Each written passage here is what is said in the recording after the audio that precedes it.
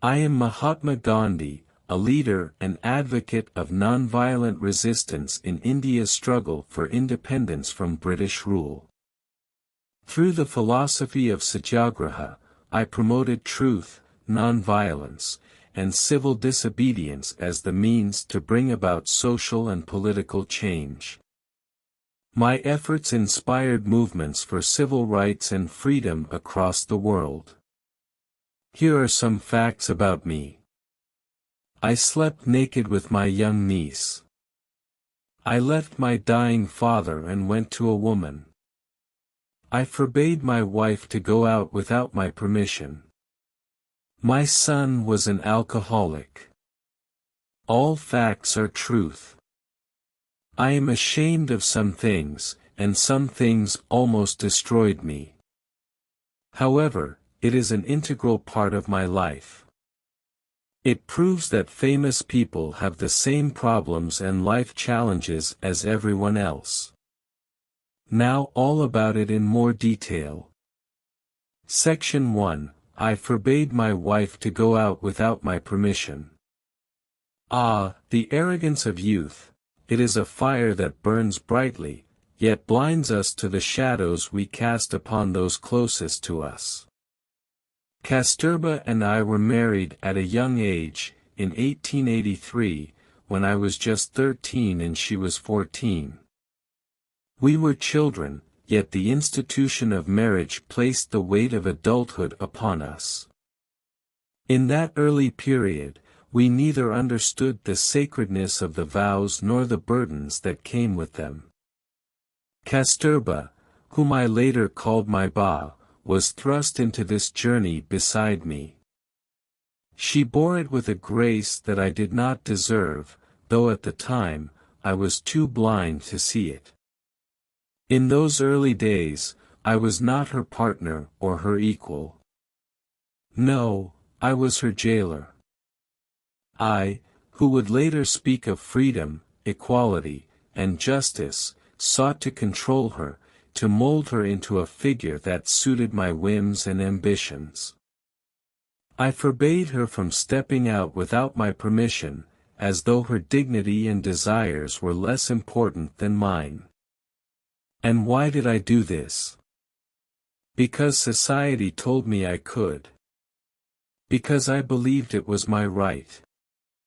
I had not yet learned the true meaning of partnership.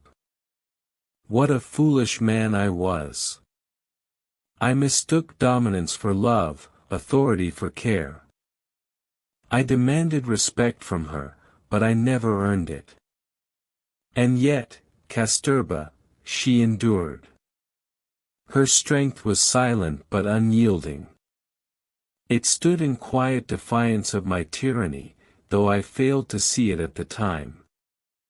I can still recall moments, early in our marriage, when my words were sharp and my actions even sharper, expecting her to submit to my authority. But Kasturba, my Ba, was not one to respond with fear. She would remain silent, but I could see the sorrow in her eyes, the quiet resistance in her posture. It was not defiance, but dignity. And that dignity, how it shamed me. Her gaze spoke volumes. It was a mirror, reflecting the pettiness of my soul. That moment, though there were many like it, planted a seed of self-awareness in me.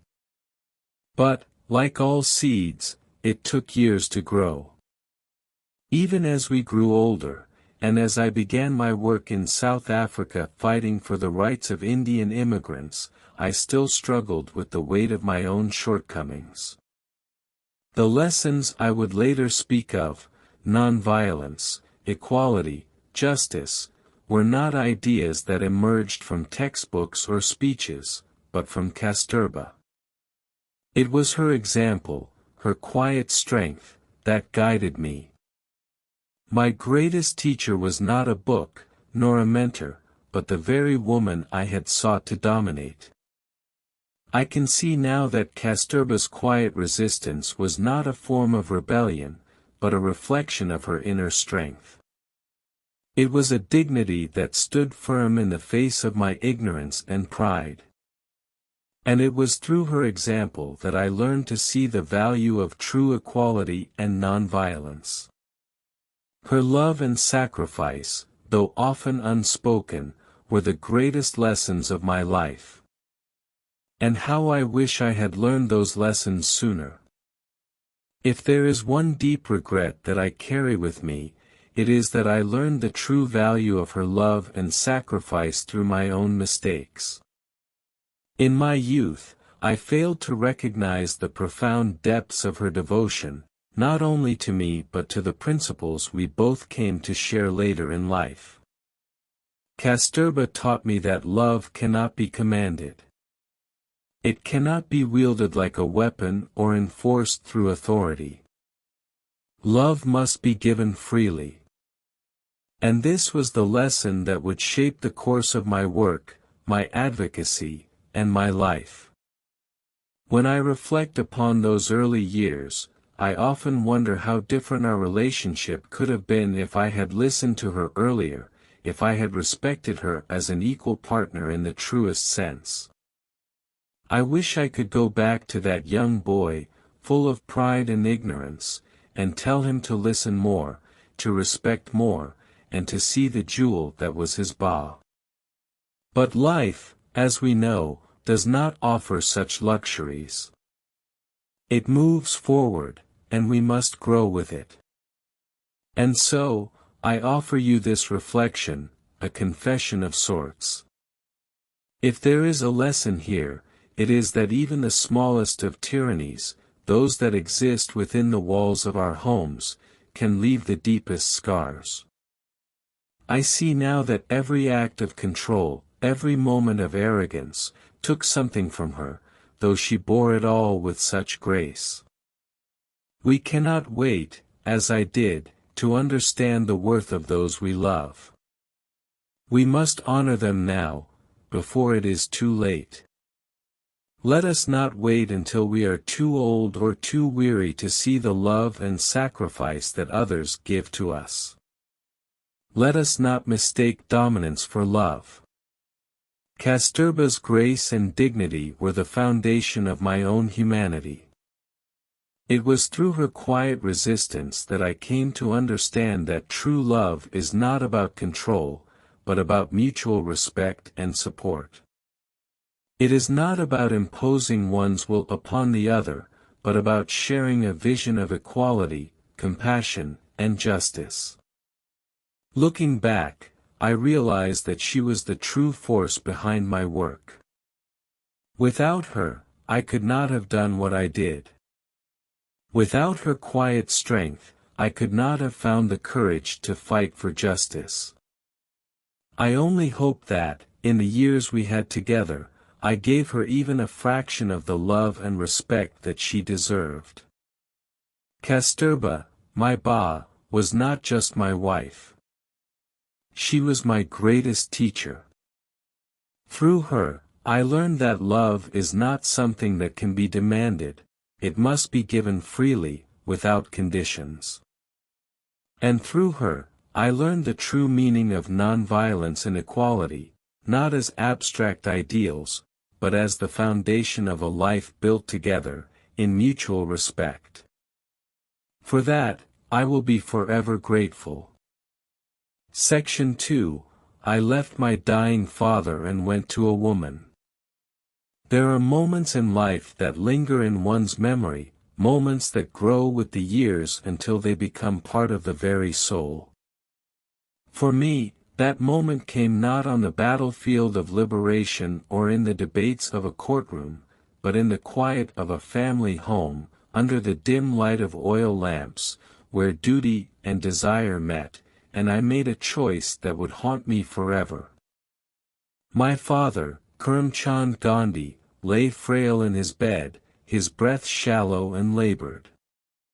He was nearing the end of his life, his time slipping away with each passing hour, like sand through clenched fingers. My father had been the pillar of our family, a man of deep principle, integrity, and strength. His life was a testament to his unwavering beliefs. He had been a guiding force for me, and in his final days, I had vowed to serve him, to care for him in whatever way he needed. Night after night, I sat beside him, massaging his legs, watching over him as he lingered between life and death. I tried to ease his pain, offering him whatever comfort I could. His suffering was my suffering, and I was determined to stay by his side until the very end. But then came that fateful night. I was not the man of wisdom that I would later become, nor the man of clarity and purpose that history would remember. I was, instead, a boy consumed by youthful desires. A boy who, at that moment, failed to see the gravity of the responsibility that lay upon me. Kasturba, my beloved wife, was in our room, and despite my duties to my father, I allowed my mind and body to betray me. The pull of my baser instincts, the desire for the fleeting pleasures of the flesh, was stronger than the sacred duty that bound me to my father's bedside. And so, I left him. I left the man who had given me life, the man who had shaped me into who I was, to seek solace in the arms of my wife. And while I was gone, while I indulged in my selfishness, my father passed away. Alone. Unattended. In those final, sacred moments, I was not there. I had abandoned him, and the reality of my failure struck me with the force of a thunderclap when I returned and found him gone. I had failed him, and I had failed not just as a son, but as a human being. The stillness of my father's body was a profound and painful reminder of my failure. I had missed the opportunity to be by his side as he crossed the threshold between life and death. I had denied him the dignity of a proper farewell, and in doing so, I had lost something far more significant than any momentary pleasure. The shame I felt that night burned deep within me, and the weight of it still haunts me today. I have often wondered why this moment continues to haunt me. Is it because I knew better? Is it because I understood the importance of my duty, yet chose to ignore it? Or is it because that moment revealed to me the frailty of my own character, the ease with which I could falter? I believe it is a combination of all these things. This memory became a cornerstone of my life, a painful but essential lesson carved into the very stone of my existence. It taught me that indulgence, even in its most human forms, must never take precedence over duty. It reminded me that the smallest of actions, the seemingly insignificant moments, can have consequences far greater than we can imagine. Our weaknesses, no matter how brief, can echo through our lives. They leave scars that cannot be erased. I share this with you not to unburden myself, for this burden is mine to carry alone. I share it because I hope that, through my failure, you might see the importance of duty, of honoring the ones you love while they are still with you. In my moment of weakness, I learned a profound lesson. And perhaps, in the telling of this story, you can learn from it as well. If there is one lesson to be taken from this painful recollection, it is this: never take the presence of your loved ones for granted. Never allow the fleeting desires of the body or the distractions of the world to blind you to what truly matters. It is only in the absence of those we love that we realize how much we took them for granted. And when they are gone, it is not their absence that haunts us. It is the memory of our own failings, the moments we chose selfishness over duty, pleasure over responsibility, distractions over love. I know, deep down, that my father forgave me that night. He was a man of compassion and understanding. He knew my heart, and I believe he understood the struggles I faced. But forgiveness from him, as deeply as I cherished it, did not erase my regret. Perhaps, in a way, it was a blessing that I have not yet forgiven myself. Perhaps that is what keeps me grounded, what keeps me striving to live a life of greater integrity. The memory of my failure has been a constant reminder of the importance of self-discipline, of duty, and of the love and respect we owe to those who care for us. This is not just the story of a man who failed as a son. It is the story of a man who learned, through the most painful of lessons, the importance of selflessness and of honoring those we love while they are still with us. It is a reminder to cherish every moment, to never take the people we care about for granted, and to always be present in their lives, especially when they need us the most. In the years that followed, I dedicated myself to the ideals of truth, nonviolence, and justice. I strove to live in accordance with these principles, always remembering the lesson my father taught me through his life and death. But I also carried with me the weight of my own mistake, the knowledge that even the smallest failure, the briefest moment of selfishness, can have lasting consequences. So, I offer this story not to absolve myself, but to share the lesson I have learned. For those of you who are still walking the path of life, I urge you to remember the importance of presence, of duty, and of love. Do not let the distractions of the world or the fleeting desires of the moment cloud your vision. Honor those you love, and never take for granted the precious time you have with them. My father forgave me, I believe, but I have not yet forgiven myself. Perhaps that is how it should be. It is a lesson that I will carry with me for the rest of my days. And perhaps, in the end, that is what has shaped me into the person I am today. Section 3. My son was an alcoholic. It is often said that the soul of a father lives in the hearts of his children. Yet, I often wonder, what happens when that bond is fractured? What happens when a father's expectations are too great and too heavy for the heart of a son to bear? Harilal, my firstborn, was both my greatest joy and my deepest sorrow. From the moment he was born, I had such dreams for him, such high hopes. He was my eldest son, the child through whom I imagined my vision of a better world would be carried forward. I wanted him to be everything I had strived to become, a man of principle, of wisdom, and of service to humanity. But in my single-minded pursuit of these ideals, I failed to see him for who he truly was, and that was my greatest mistake. Harilal was full of promise from a young age, a spirited and inquisitive child who had a mind of his own. Yet, he was also full of questions, a questioning spirit that sought understanding and freedom, not just from the constraints of British rule, but from the authority I imposed on him as his father.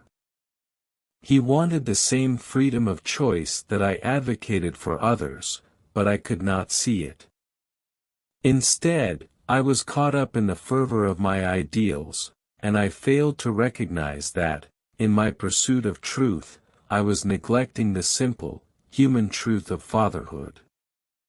I thought I was building a better world, not just for India, but for my children, for all children. I believed that my work, my sacrifices, would provide them with the future they deserved. Yet, in my zeal, I overlooked the most basic of needs that Harilal had, the need for a father who would listen, who would understand, and who would support him as an individual. I thought I could guide him with my principles alone, but principles are not enough when the heart of a son yearns for something more. Harilal begged me to let him study abroad, to explore the world and learn in ways that I could not imagine. But I refused. I could not bear the thought of him stepping outside the path I had envisioned for him. When he sought independence, when he desired to live a life of his own making, I stood in his way.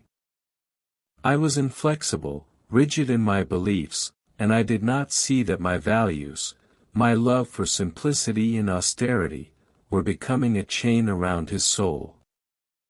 I imposed my vision of a perfect life on him, and in doing so, I denied him the chance to find his own. And so, Harilal rebelled. His rebellion was not one of outward defiance at first, but a quiet rejection of everything I had taught him. He turned to drinking, to vices that I could not understand, seeking refuge in things that were not the path I had set for him. He made decisions that I could not comprehend, and when he converted to Islam, I could not grasp the reasons behind it. I believed it was an act of defiance, not of faith.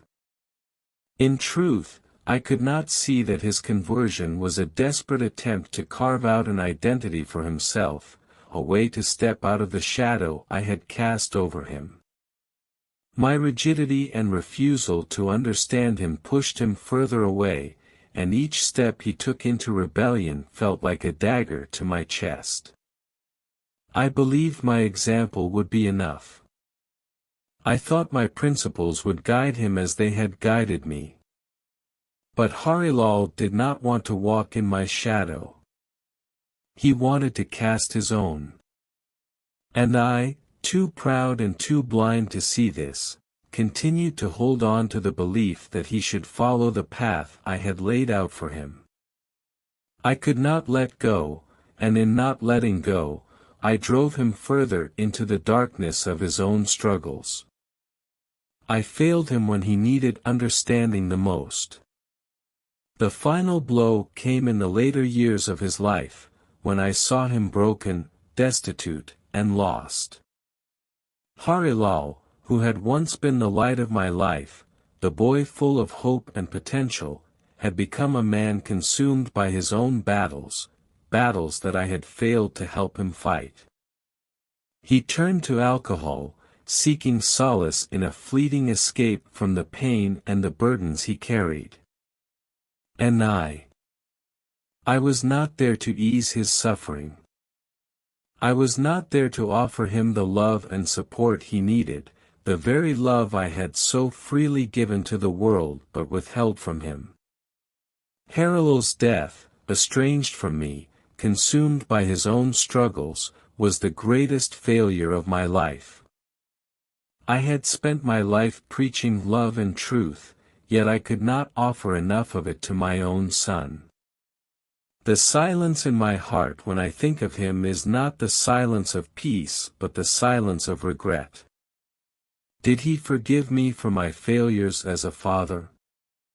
Did he understand that I only wanted the best for him, even if my actions did not reflect that?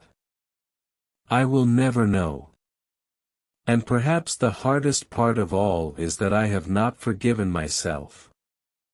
I have not forgiven myself for failing to be the father he needed. Perhaps that is something I will never be able to do. My ideals have moved mountains, yes. But they have also crushed the tender hearts closest to me. The pain of Harilal's life, his struggles, and his death is a wound that I carry with me. It is a lesson I wish I had learned sooner, that the pursuit of a greater good must never come at the cost of those we hold dearest. I see now that, in my efforts to change the world, I failed to change myself. I failed to see the world through the eyes of my son. Harilal may be gone, but his spirit lingers in my heart, a constant reminder that even the Mahatma is but a flawed man. And so I ask myself every day, what is the measure of a father's love? Can it ever be enough when weighed against the pain of a lost son? I still wonder if my love for him could have been expressed differently, if I had understood sooner what he truly needed from me. But these are questions I can no longer answer. The only thing I can do is carry the lessons learned from Harelow's life, the mistakes I made, and the pain of my own failure. If there is one truth I have learned, it is this: the pursuit of truth and justice must never come at the cost of those we love. No cause is worth more than the people who stand beside us, and no ideal can replace the love and care that should bind us to our families. I failed as a father, and that failure is a burden that I will carry with me for the rest of my life. Harelow's pain and his estrangement from me are reminders of how easily we can lose sight of what truly matters. As I reflect on his life, I understand that it is not just the victories in the world that matter, but the relationships we nurture in our own homes. Harelow's life and death have shown me the price of neglecting those closest to us. In my search for a better world, I lost sight of the world right in front of me, the world of my son, and the love he so desperately needed from me. Harilaal is gone, but his spirit lives on in my heart. And in my heart, I will always ask myself, what could I have done differently? What could I have done for my son to help him find his way? Section 4. I slept naked with my young niece. I embarked on a journey to find purity, to transcend the temptations of the world, to seek truth.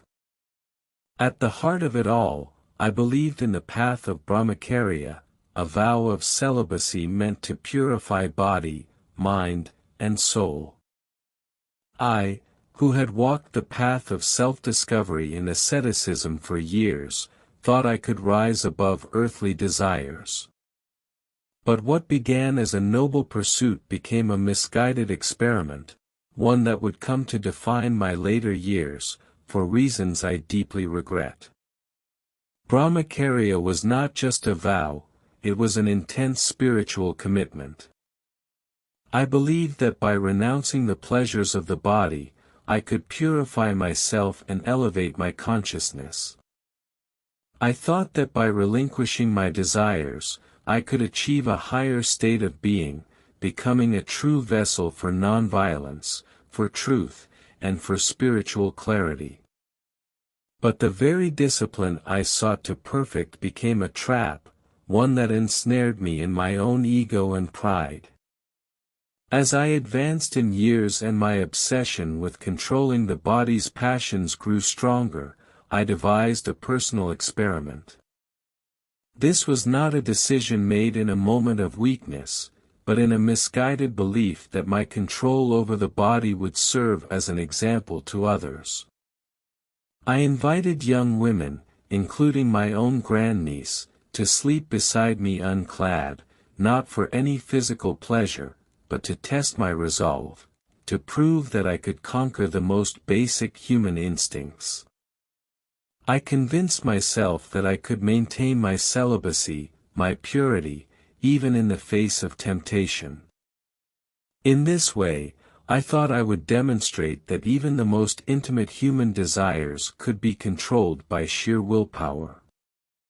But in hindsight, I see the folly of my actions.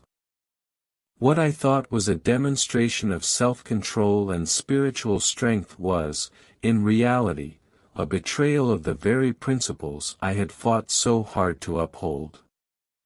I violated the trust of those closest to me, and I damaged my own reputation and credibility.